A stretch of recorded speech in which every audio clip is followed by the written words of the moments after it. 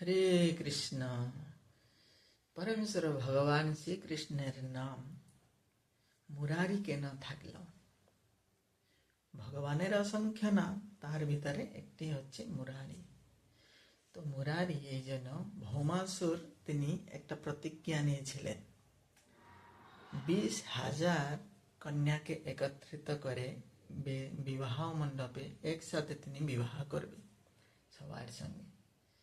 কিন্তু তিনি চ্যাম্পিয়ন হতে চেয়েছিলেন, কিন্তু পরমেশ্বর ভগবান কৃষ্ণ তিনি যে পরম চ্যাম্পিয়ন সেটা তারাও জানা নেই। বড় বড় রাক্ষস এরকম তারা কি করতেন, এরকম প্রতিজ্ঞা নিতেন।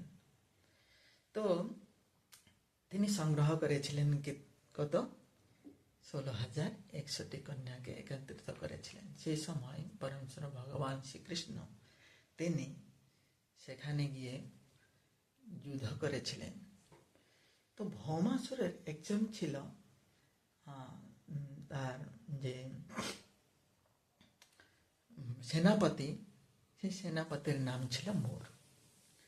সেই মোর নামক অসুরকে পরমেশ্বর ভগবান তাকে বধ করেছিলেন।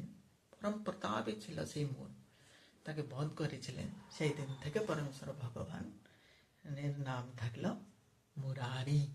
হরে কৃষ্ণ।